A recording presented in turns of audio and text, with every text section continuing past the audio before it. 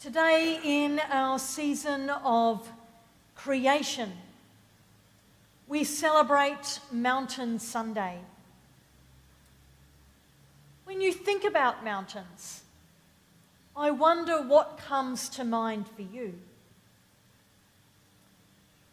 Is it the beauty and majesty of the mountains? Are you thinking about trekking up to the top of the mountain? Maybe a trek you've done or one you'd like to do. You might be thinking about the thrill of skiing down your favourite mountain. And I wonder what that mountain in your imagination might look like. Whether it's barren, grass-covered, covered in trees or other vegetation, or maybe you're thinking about those majestic snow-covered mountains. A bit like we humans, mountains come in all shapes and sizes, each one with its own unique feel and offering to the wider creation. These mountains also contribute to our world through the role they play in our environment. On the reference.com website, don't know what we did before the internet, I found this following information.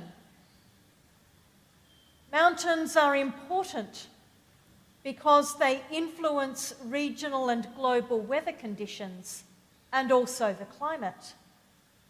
They provide humanity with things like medicinal products, food, biodiversity, energy, and fresh water. Mountains also provide a home for millions of people and, of course, also for many, many animals and plants. Mountains are the sources of both major and small rivers. They play an important role in the water cycle as they capture moisture from the atmosphere and release it in the form of snow or water. This water that comes from our mountains is essential for our industries, settlements, and agricultural activities. Water from the mountains is also used to generate hydroelectric power. This renewable energy from our mountains not only promotes economic development, but also supplies us with a cleaner and more sustainable form of electricity. Mountains are centres of biodiversity as they have an abundance and diversity of plant and animal life. Mountains are also a source of recreation, sporting, and tourism activities. These not only provide those who participate with challenges and with enjoyment, but they contribute to the local economies. As the reference.com website shows, mountains play an important role in so many different aspects, not only of our world, but also of our lives. Mountains also hold a place in our spiritual and faith lives. They appear throughout the Old and New Testaments, with any number of important events associated with them. In Genesis chapter 8, Noah's Ark comes to rest on Mount Ararat after the Great Flood. In Exodus chapters 19 and 20 and 24, Moses received the 10 Commandments on Mount Sinai. In 1 Kings chapter 18, it is on Mount Carmel that Elijah calls to God to light a sacrifice on fire, proving to the prophets of Baal that our God is indeed the one true God. in Matthew 17, Mark 9 and Luke 9, we hear of the transfiguration, which also occurs on a mountain. In Matthew 5, Jesus delivers the Sermon on the Mount, giving to us the Beatitudes. In Luke chapter 22, Jesus prays on the Mount of Olives before his arrest and crucifixion.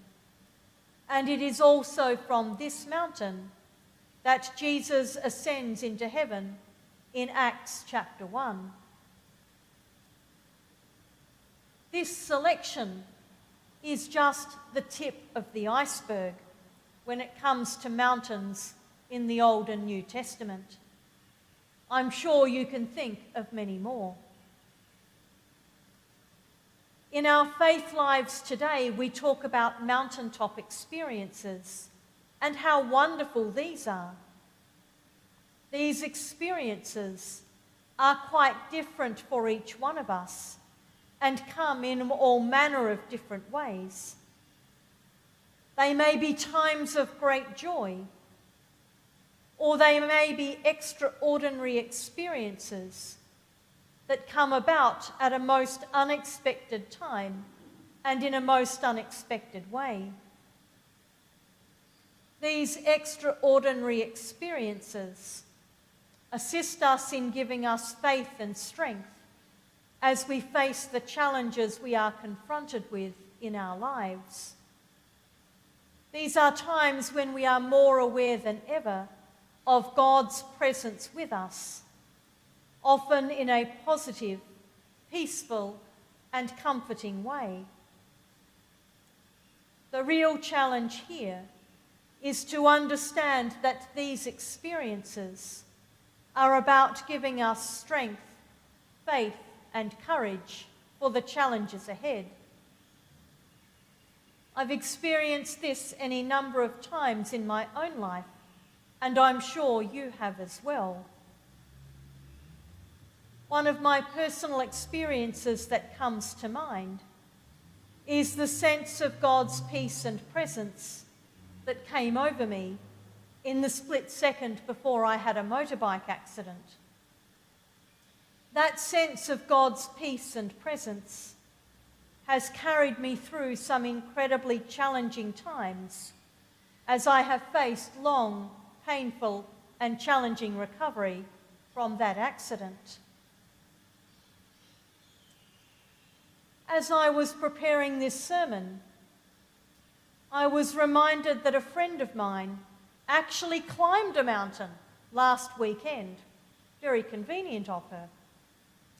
So I decided to send her an email and asked her about the motivation for this climb and of her experience. And of course I did this with the proviso that anything she said may be used in this sermon. So what I'm sharing is shared with her permission. Mount Bartle-Frere, I think that's how you pronounce it, is the tallest mountain in Queensland and just happens to be near where my friends live. The walk up and back on the Western or Butchers Creek side is a dawn to dusk trek. Doing this walk was a long-held dream of my friend, and of course needs to be done at a time when there's sufficient daylight hours and also good weather. Others in the group had their own reasons for participating. For her husband's family, it is something you do so you can say you've done it. A tick off the list.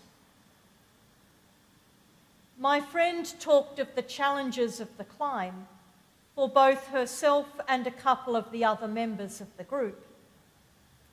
Whilst the fittest members of the group, of course, raced ahead, and the three least fit or fast walkers, including my friend, were left behind. She talked of the challenges of the climb and the sacrifice of choosing to stay and assist one of the group struggling with shortness of breath. In return, that young person was able to assist them with some of the more challenging rock scrambling. Due to time constraints, the challenges faced and decisions made, my friend did not make it to the top.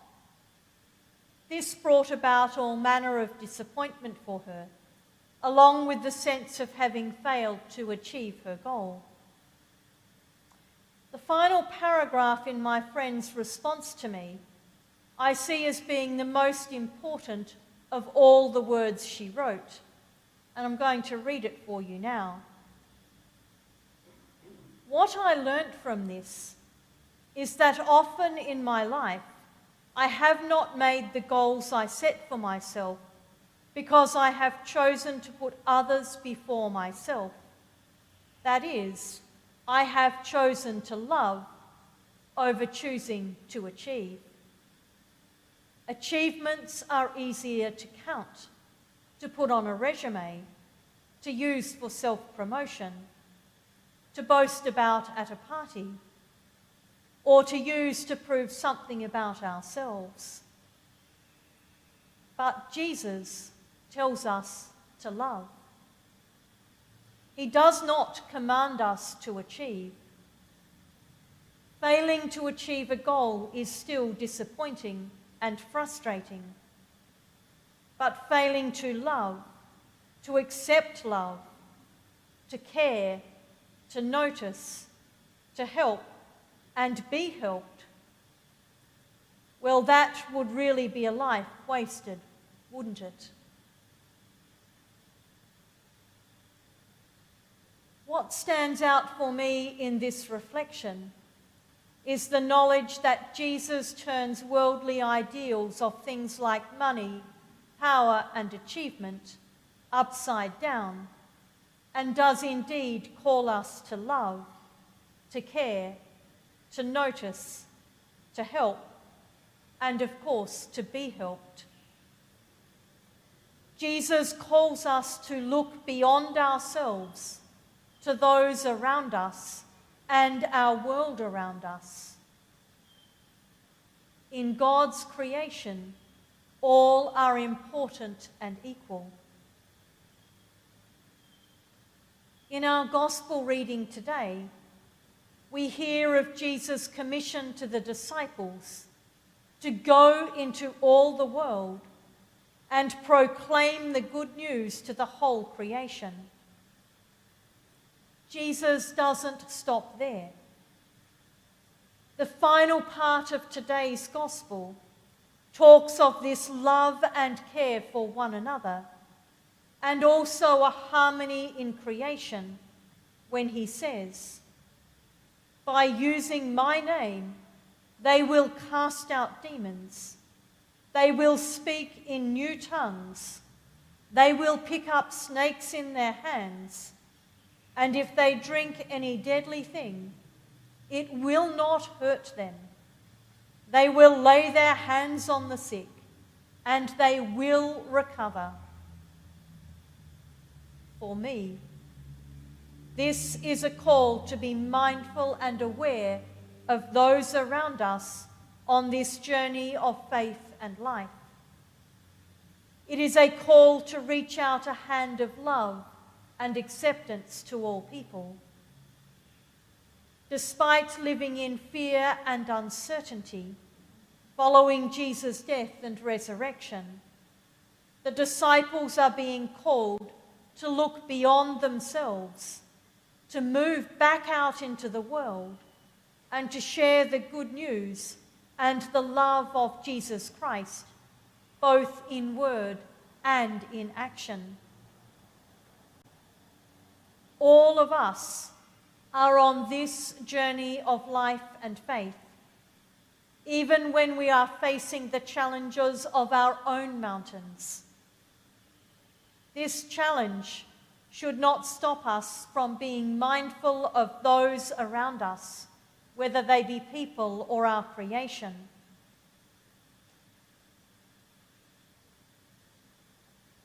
I invite you to think about your own lives. and the world and the people around you? How and with whom might God be calling you to share the good news and the love of Jesus Christ in word and action this week? How is God calling you to care for creation around you?